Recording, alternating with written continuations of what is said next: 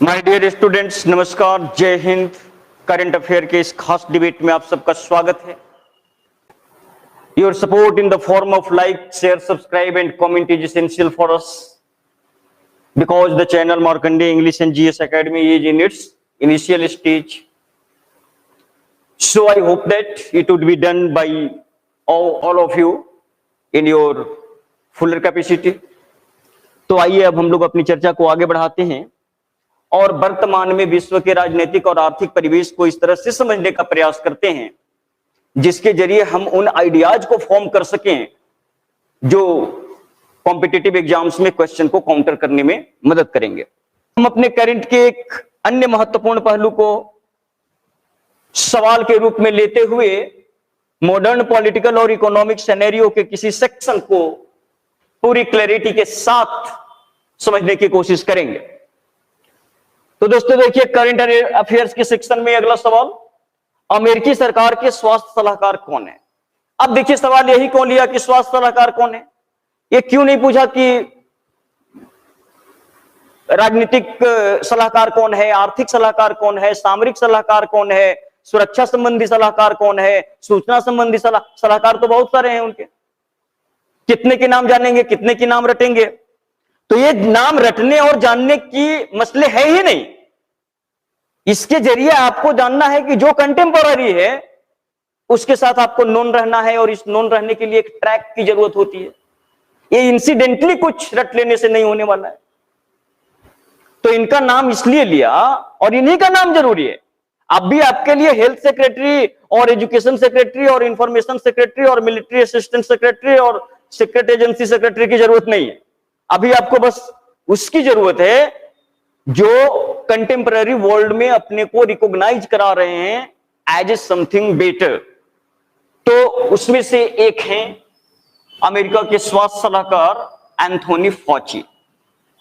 Anthony फॉची अभी तत्काल में चर्चा में इसलिए आए हैं कि इन्होंने प्रेसिडेंट को इस बात के लिए प्रेरित किया है कि आप कोरोना का जो ओरिजिन में कॉन्स्पिरेंसी होने का जो एंगल है उसको प्रूफ करने के लिए आगे बढ़ा जाए. और फिर आपने देखा भी कि अमेरिकन राष्ट्रपति ने 90 डे के अंदर अपने सीक्रेट एजेंसीज को कोरोना की उत्पत्ति से संबंधित रिपोर्ट देने के लिए ऑर्डर इशू किए. तो ये जो कोरोना के उत्पत्ति के दौरान ही ये बात सामने आई थी कि चीन में इसका मतलब कि ह्यूमन इफोर्ट के जरिए साइंटिफिकली इसको डेवलप किया गया है, इसको पुनः जांच करने का ऑर्डर अमेरिकन राष्ट्रपति, नवनियुक्त राष्ट्रपति जो रॉबर्ट वाइडेन ने अपने सीक्रेट एजेंसीज को दिया है. और इस ऑर्डर को इश्यू कराने में मुख्य भूमिका किनकी है? एंथोनी फॉची की.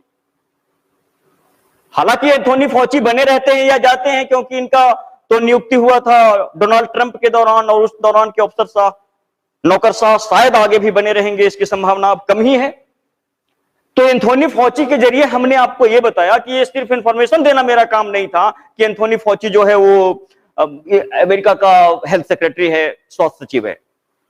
नहीं, ये बताना था कि आप रिकॉग्नाइज करिए, आप डे बाय डे अपने आप को इतना कंसियस रखिए कि जो रिकॉग्नाइज हो रहे हैं वर्ल्ड लेवल पर वो कहीं ना कहीं आपसे उनका एक रिलेशन क्रिएट जो हुआ है वो मेंटेन रहे. तो इसके लिए आपको कुछ ऐसे अनुभवी और एक्सपर्ट लोगों के मार्गदर्शन में आना पड़ेगा जिनके पास इस काम का अच्छा अनुभव है. तो आइए, स्वागत है. अमेरिकी सरकार के स्वास्थ्य मंत्री के बहाने हमने आपको यह बताने की कोशिश की कि आपको किस तरह से न्यूज के अंदर पर्सनालिटी को चूज करना है, उनकी बाढ़ में खोना नहीं है. वुहान इंस्टीट्यूट ऑफ वायरोलॉजी कहां है? आप खुद जवाब दीजिए. एक्सप्लेनेशन के अंदर इसका जवाब दिया जा चुका है. वुहान इंस्टीट्यूट कहां है? तो ये वुहान इंस्टीट्यूट ऑफ वायरोलॉजी ही वो इंस्टीट्यूट है जहां कोरोना के ह्यूमन इफोर्ट के जरिए डेवलप होने का कार्यक्रम चल रहा था. और उसके बाद देखते हैं कि नापाम और एजेंट ऑरेंज क्या है. तो इसका भी सीधा संबंध किससे है? बायोलॉजिकल वीपन के सेक्शन से ही है. 1975 के दौर में जब वियतनाम और अमेरिका युद्धरत थे तो उस समय अमेरिकन एयरफोर्स ने नापाम और एजेंट ऑरेंज जैसे केमिकल वेपन को यूज किया था, जिसकी वजह से वियतनाम के सारे जो फसल थे या जंगल थे या रबर की जो खेती थी वो नष्ट हो गई थी। मतलब उनको इकोनॉमिकली कोलैप्स कराने की पूरी कोशिश अमेरिकन सेना कर रही थी, और उसके बावजूद जब उनसे नहीं हुआ तो उन्होंने वहां केमिकल वेपन के रूप में नपाम और एजेंट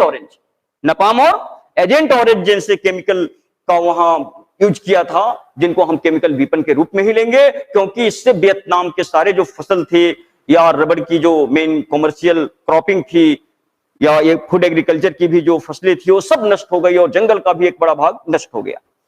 तो इस तरह से नपाम और एजेंट ऑरेंज वो केमिकल वेपन जो अमेरिका ने यूज किया था वियतनाम युद्ध में। खाड़ी युद्ध कब और कहां हुआ था? खाड़ी युद्ध का इतिहास यदि आप देखें तो ये 1991 में हुआ था, और इस समय अमेरिका के राष्ट्रपति थे सद्दाम हुसैन। शायद नाम से आप इस समय को, इस दौर को ज्यादा बेहतर याद कर सकें।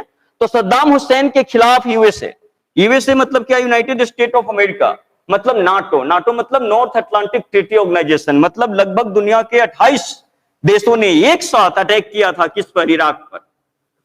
कब किया था? 1991 में, और 1992 के दौरान लड़ाई चली, और उसमें सद्दाम हुसैन को पावर से रिप्लेस किया गया। वो कहीं खो गए, भूमिगत हो गए, अंडरग्राउंड हो गए थे। तो इस तरह से यूएसए ने इराक के ऊपर जो सैन्य कार्रवाई की थी, उसमें अन्य 27 देश, अमेरिका को लगा के 28 देश मिलकर ये कार्रवाई किए थे। इसी को कहते खाड़ी युद्ध। और इस समय अमेरिका के जो राष्ट्रपति थे वो थे जॉर्ज बुश।